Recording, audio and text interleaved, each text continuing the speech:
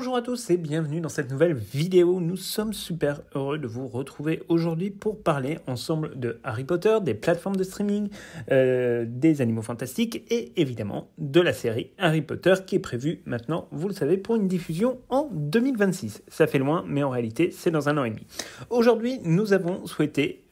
aborder une question, répondre à une question qui revient de manière régulière, que vous nous posez souvent sur les réseaux sociaux, à savoir pourquoi on ne trouve pas Harry Potter ni les animaux fantastiques sur les plateformes de streaming en dehors de ce qui est de l'achat ou de la location en vidéo à la demande. En dehors de cette simple question, en réalité, en fait, il y a plein de points que l'on peut aborder et surtout plein d'éléments qui concernent l'avenir du Wizarding World et donc de la franchise, que ce soit au cinéma ou que ce soit en streaming.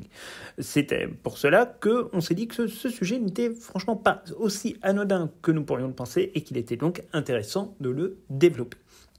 Quand les plateformes de streaming ont commencé à débarquer sur nos écrans au début des années 2010, nous avons assisté à une véritable révolution culturelle, vous le savez, qui a profondément, et d'ailleurs même plus qu'on ne le pense, changé totalement notre manière de consommer des produits culturels, et notamment le cinéma et la télévision, que ce soit pour le meilleur ou pour le pire d'ailleurs. Mais c'est également une révolution culturelle qui est venue modifier très profondément l'industrie du cinéma et plus largement toute l'industrie, là aussi, du divertissement, vous le savez. La pandémie mondiale du Covid-19 n'a fait en réalité qu'accélérer la puissance financière et le développement des plateformes qui sont aujourd'hui de plus en plus nombreuses et dont de nombreuses continueront à sortir dans les années qui viennent. Netflix, Amazon Prime Video, Apple TV+, Paramount+, Disney+, Canal+, Sage+,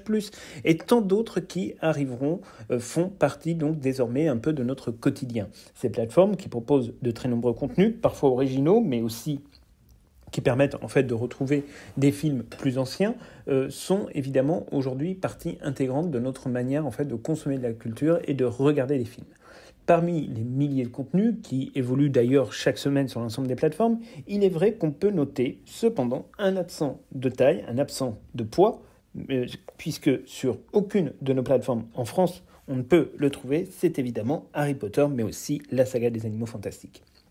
Harry Potter, on le sait, a été pendant quelques temps, très brièvement, sur Netflix puis Amazon Prime, et on sait que la majorité des films figuraient à chaque fois dans le top 10 des contenus les plus regardés, notamment sur Netflix. Mais depuis, il n'y a plus eu grand-chose qui s'est passé, et c'est pour ça en fait qu'on avait quand même un peu envie d'en parler, parce que effectivement Harry Potter est désormais absent de toutes les plateformes de streaming en France, mais pire encore, les 3 films que compte pour le moment la saga des animaux fantastiques n'ont même jamais été diffusés sur une quelconque plateforme française en dehors de Canal+, dont on sait que le fonctionnement est très particulier dans le monde du cinéma, notamment en France. À ces absences remarquées, il faut reconnaître qu'il y a parfois, on va le dire, une bonne raison de base, mais qui dure quand même depuis maintenant un petit moment. C'est évidemment, vous l'aurez compris, le lancement de la plateforme de streaming de la Warner Bros, HBO Max, à l'époque, qui devait, en toute logique, sortir en France en 2022 et dont le lancement a été repoussé de manière régulière. On en parlait même avant le Covid-19 et on en est toujours à la même raison, c'est-à-dire que pour l'instant, on n'a pas accès à cette plateforme. Alors la France, ce n'est pas une exception, c'est le cas de nombreux autres pays, y compris d'autres pays européens qui attendent le déploiement de la plateforme, mais qui est effectivement déjà disponible dans certains pays, comme c'est le cas par exemple en Espagne. Alors, a priori, nous devrions en toute logique, on dit bien en toute logique, accéder au déploiement de la plateforme Max plus ou moins au moment des Jeux Olympiques de 2024. Mais vous nous direz, et à raison, que ce n'est pas parce que la Warner, on va dire, souhaite le lancement de sa propre plateforme de streaming qu'elle ne peut pas signer entre-temps des contrats de diffusion qui permettraient effectivement, avec d'autres plateformes de streaming, de diffuser, pourquoi pas, Harry Potter et les animaux fantastiques de manière extrêmement provisoire, et vous avez tout à fait raison. Parce que, en effet, c'est une habitude très régulière pour les grands majors de l'industrie du cinéma de passer des accords, dans certains cas, pour se passer, on va dire, quelques contenus à la concurrence pour une durée limitée et moyennant, évidemment, une rétribution financière généralement plutôt confortable. C'est ce qui s'était passé, d'ailleurs, dans le cadre, par exemple, de la diffusion de Harry Potter par Netflix, puis par Amazon Prime, où, évidemment, voilà, il y avait eu des contrats de diffusion, et comme c'est le cas quand c'est diffusé, par exemple, à la télévision. C'est ce qui se passe d'ailleurs également dans le cadre du partenariat aussi qui a été conclu de manière plus large par rapport au Wizarding World entre Amazon Prime Video et la Warner Bros. Dans le cadre de cette offre d'abonnement en fait optionnelle qui s'appelle le Pass Warner, qui vient rajouter chaque mois pour 9,99 € tout un tas, on va dire, de contenu de la Warner. Et évidemment, ces 9,99 €, il faut les rajouter au prix de base de l'abonnement d'Amazon Prime Video qui doit être aux alentours de 8 € ou 9,99 €. Ce Pass Warner, on sait qu'il a fait son apparition et c'est intéressant de s'y arrêter quelques instants parce que vous avez été nombreux à nous poser la question de savoir pourquoi le Pass Warner justement ne contenait pas Harry Potter. Et en fait, ce Pass Warner, il est apparu dans un contexte très particulier qui est celui en fait de la fin programmée du contrat qui liait la Warner Bros avec l'ancienne plateforme OCS, Orange Cinema Service, qui diffusait notamment les contenus produits par HBO, c'est-à-dire surtout des contenus tournés pour la télévision, dont Game of Thrones notamment. Et la fin en fait de ce partenariat devait logiquement se caler à peu près avec l'arrivée de la plateforme HBO Max sur notre territoire. Mais on sait évidemment que tout ne s'est absolument pas passé comme prévu et que donc, vous l'aurez bien compris, la Warner s'est retrouvée en fait avec tout un tas de contenus et notamment les contenus de HBO qu'elle n'était plus en capacité de diffuser via Orange Cinema Service et que c'était quelque chose d'un peu compliqué. Et donc le problème c'est que la Warner qui avait donc quelques très gros contenus à diffuser cherchait une solution. Il était de toute façon impensable on va dire, se poser la question, même de faire l'hypothèse d'une absence de certains contenus en termes de diffusion pour la France, et notamment pour des contenus comme House of Dragons, le spin-off de Game of Thrones, ou encore pour l'adaptation du jeu vidéo The Last of Us. Enfin, c'était impossible que ça ne sorte pas sur un marché quand même, relativement, mais quand même important, comme le marché français. Il a donc fallu conclure un accord un peu vite fait, mais qui concerne à 90 ou 95% du contenu de HBO Max, notamment des séries et des documentaires, mais évidemment aussi Harry Potter qui n'était pas concerné. Et ça a été vraiment le vrai sujet, puisque c'était un peu ce que tout le monde attendait. C'est-à-dire qu'on s'était dit, Warner met à disposition son catalogue sur Amazon Prime Video, très bien, donc il y aura forcément Harry Potter. En fait, il n'y a pas eu, donc du coup, évidemment, tout ça a créé quelques, on va dire, tristesse. Bref, vous l'aurez compris, donc pas de Harry Potter à ce stade sur une quelconque plateforme, et cela donc pour une raison principale, c'est que en fait Harry Potter n'est pas n'importe quelle franchise cinématographique, et d'autant plus dans un contexte où cette franchise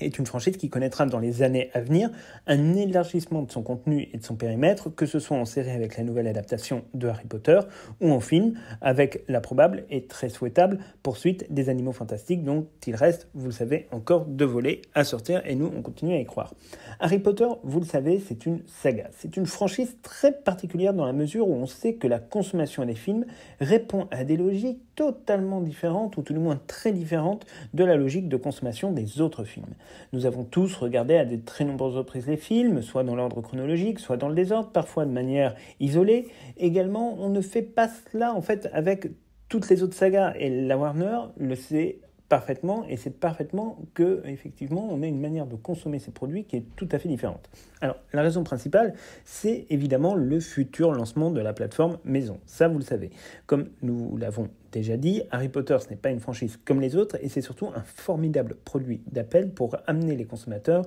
à s'abonner directement à Max pour pouvoir regarder en boucle Harry Potter ou les Animaux Fantastiques, ou même pourquoi pas l'émission spéciale 20e anniversaire et toutes les émissions télé qui ont été créées par la Warner autour de Harry Potter, qui n'ont pas forcément rencontré d'ailleurs un succès en France absolument extraordinaire puisque ça avait été mal sous-titré, enfin bref, ça n'avait pas beaucoup d'intérêt de le mettre en France, mais on sait évidemment que tous ces contenus-là seront présents et sont déjà présents d'ailleurs sur l'offre Max aux États-Unis. Alors, vous nous direz que beaucoup de personnes ont effectivement les versions physiques des films, et c'est évidemment vrai. Mais l'un des avantages des plateformes de streaming, c'est de pouvoir en bénéficier partout, tout le temps, à n'importe quelle heure du jour ou de la nuit, où que vous soyez, et de manière très simple. Et de plus, il semble évident, et on le voit globalement dans les chiffres, que les ventes physiques, pour l'ensemble des films, pas seulement Harry Potter, est aujourd'hui désormais très largement en baisse, faisant même craindre d'ailleurs une disparition plus ou moins programmée à terme des supports physiques pour effectivement bénéficier des films. Le streaming, c'est pour le coup aussi une source de revenus qui occupe une part de moins en moins négligeable dans la rentabilité des films. On l'a vu durant la période du Covid-19, de cette pandémie mondiale, et sur toute la période qui a suivi et qui voyait les salles obscures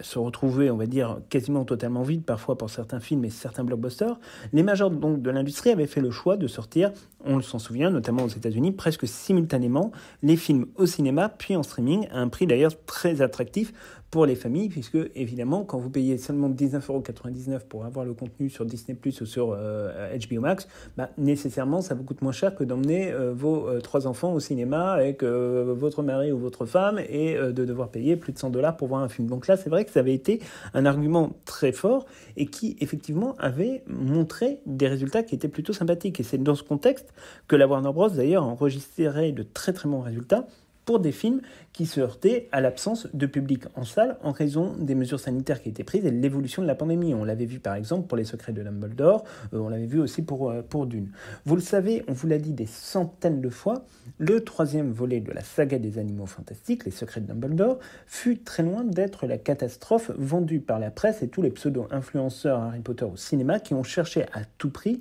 à descendre le film avant même de l'avoir vu souvent. Et d'ailleurs, c'est devenu une habitude puisque à chaque fois qu'un produit autour de Harry Potter ou de J.K. Rowling sort, il faut absolument qu'il soit, on va dire, flingué dans les 3 minutes qui suivent.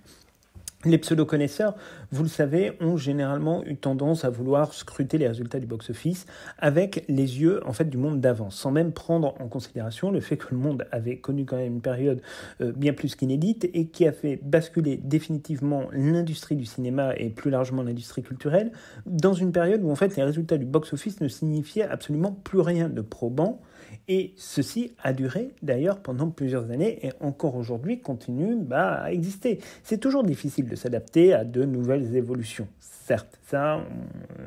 on est d'accord. Mais quand on y rajoute en plus de la mauvaise foi, c'est encore plus difficile. Bref, avec plus de 400 millions de dollars au box-office, il est vrai que nous étions quand même très loin d'un échec puisque le film a été très largement rentabilisé, mais ce n'est pas le thème de cette vidéo de revenir sur ces chiffres-là. Par contre, il est important de mentionner que si les résultats du box-office n'étaient pas extraordinaires ou pas au niveau des attentes dans un contexte encore une fois compliqué, il y a une donnée que l'on ne peut aucunement mettre de côté qui est celle de l'énorme carton qu'a pu avoir Les Secrets de Dumbledore sur le marché de la vidéo à la demande, sur notamment HBO Max aux États-Unis. Aussi, on sait que les résultats en termes de support physique ont été, dans un troisième temps, un véritable bol d'air frais, entre guillemets, pour Les Secrets de Dumbledore, puisque en support physique, là aussi, ça a cartonné et ça a dépassé même les Marvel, et notamment Doctor Strange Multiverse of Madness, qui était très, très, très attendu. Et là-dessus, on sait que les chiffres ont été absolument colossaux, puisque ce troisième opus, notamment de la saga des Animaux Fantastiques, pour ce qui concerne le streaming, aura plus que rivalisé en temps d'écoute avec la 4e saison, par exemple, de Stranger Things, et sur les supports physiques, encore une fois, nous savons que le film a dépassé tout un tas d'énormes cartons et donc il y a eu véritablement un vrai engouement pour Les Secrets de Dumbledore et ça, la Warner Bros. Le sait très bien. Mais si les influenceurs et autres médias pseudo-spécialisés ont eu toutes les peines du monde à cacher ces chiffres, pour le coup, la Warner Bros., elle, ne s'est pas du tout trompée. Elle a compris que le streaming ouvrait la porte à une nouvelle manière de rentabiliser ses contenus. Après tout, le streaming évite quand même, il faut le reconnaître, une certaine déperdition de moyens et au lieu de payer des distributeurs, des salles de cinéma, etc., des grands majors peuvent maintenant gérer l'ensemble du processus du début de création du film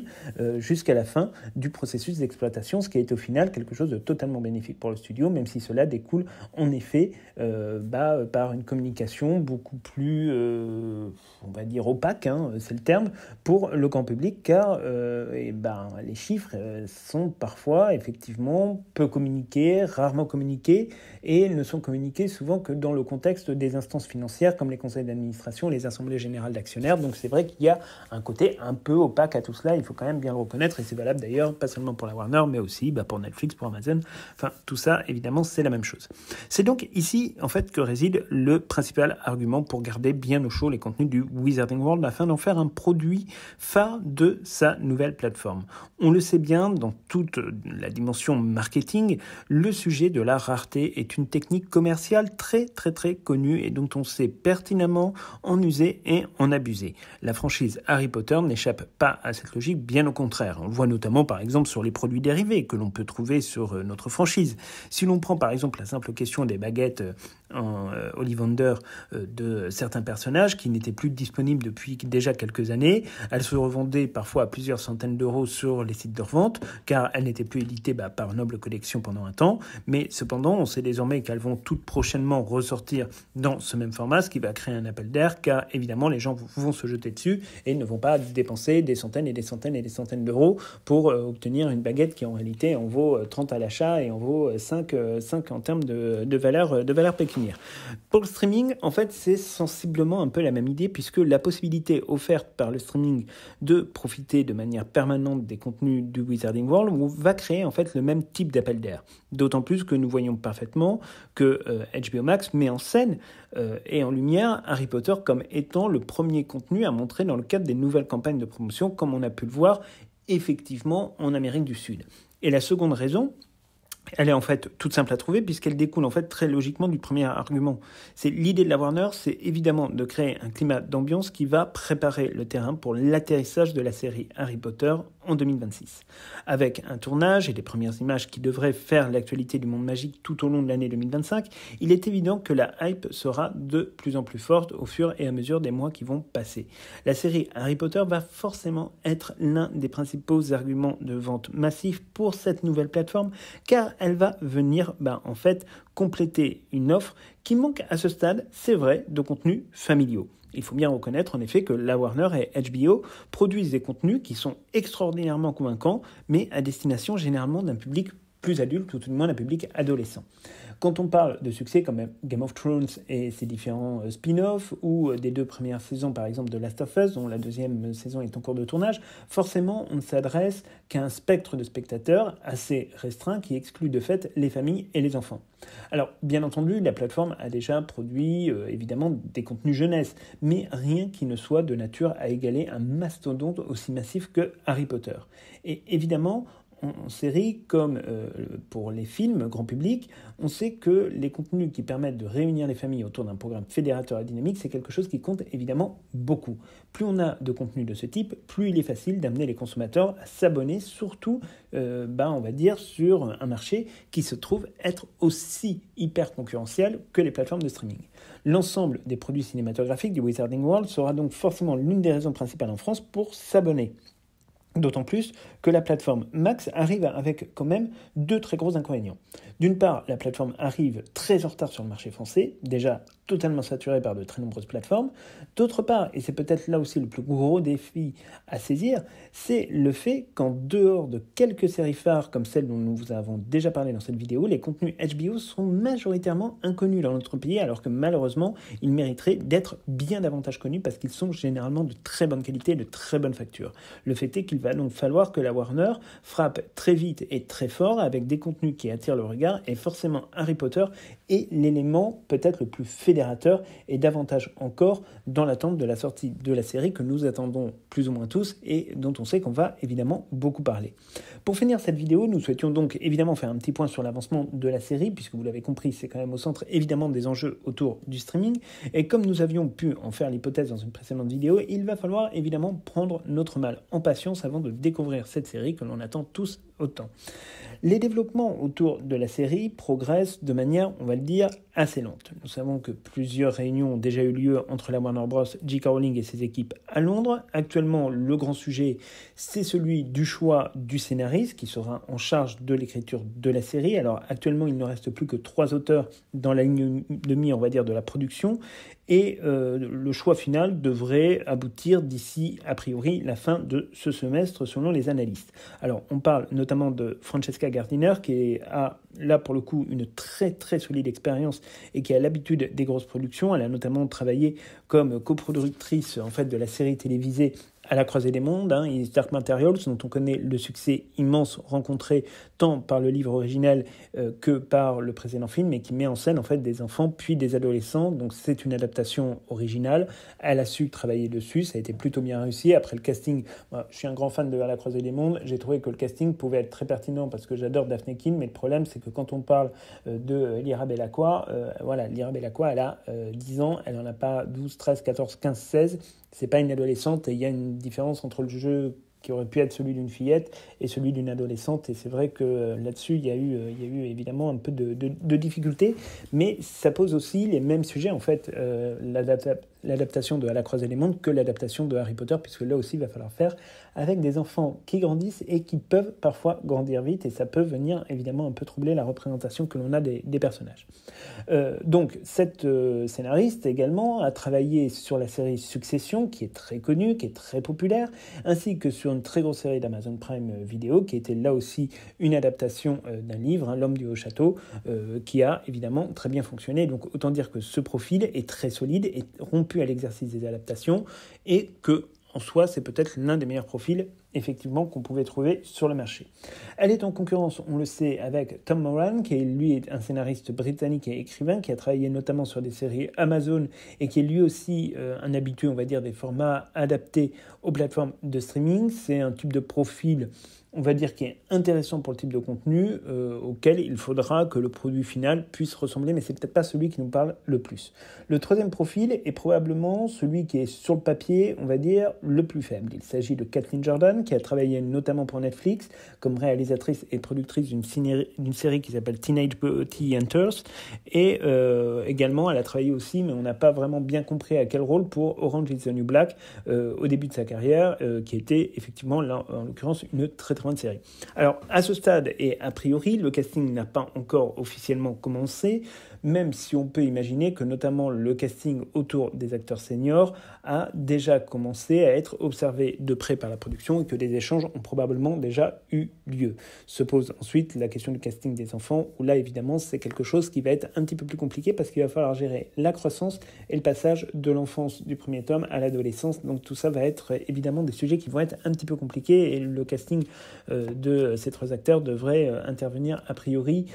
probablement d'ici la fin de l'année 2024, mais il y aura peut-être un petit peu de délai. De nouvelles informations, de toute façon, devraient commencer à sortir d'ici la fin du printemps, ça on en est quasiment sûr. Mais pour en revenir plus directement à notre sujet du jour, à savoir la question du streaming, il y a évidemment fort à parier que le prochain lancement de HBO Max devrait donner lieu à une très belle mise en avant des grands contenus de notre franchise préférée, et que c'est peut-être aussi à ce moment-là, pourquoi pas, qu'on commencera à avoir de nouvelles informations sur la série télé. En tout cas, nous, c'est ce que nous espérons avec beaucoup d'impatience. Voilà, grosso modo, ce que nous pouvions vous dire sur les raisons de cette absence sur les plateformes de streaming et sur le pourquoi cette absence est amenée à prendre bientôt fin. Et ça, on sait que c'est plutôt une bonne nouvelle pour tout le monde. Alors, dites-nous, vous, dans les commentaires, si vous attendez l'arrivée donc de la plateforme Max de la Warner Bros. Avec beaucoup d'impatience. Est-ce que, au contraire, vous vous dites une plateforme de plus? Est-ce que vous êtes prêt à abandonner d'autres plateformes pour éventuellement avoir à disposition les contenus Harry Potter en permanence? Enfin, dites-nous tout ça dans les commentaires. Nous, ça nous intéresse. C'est un sujet qui est très intéressant à regarder, aussi bien d'un point de vue culturel que d'un point de vue économique, que d'un point de vue du Wizarding World. Donc, on voulait vraiment en parler avec vous. Et donc, on vous attend dans les commentaires pour discuter ensemble de tout ça. Donc, voilà, grosso modo, ce qu'on avait à vous dire pour cette semaine. On va essayer de vous faire un let's play pour samedi, mais on n'est pas sûr vraiment d'avoir le temps parce qu'en ce moment, on a des agendas qui sont très, très compliqués à gérer avec plein de choses. Mais on va vraiment essayer de le faire. Et on se retrouve donc dès la semaine prochaine pour aborder un sujet assez sympa. Vous le verrez. Et normalement, la semaine d'après, on devrait aussi se retrouver avec un 3e épisode donc, de notre série consacrée à Severus Rogue, dont vous pouvez retrouver les 2 premiers volets sur notre chaîne et dans notre playlist consacrée aux personnages. Donc c'est tout pour cette vidéo. On vous souhaite à tous et à toutes une très bonne fin de semaine et on se tient évidemment au courant en fonction des actualités. À très bientôt.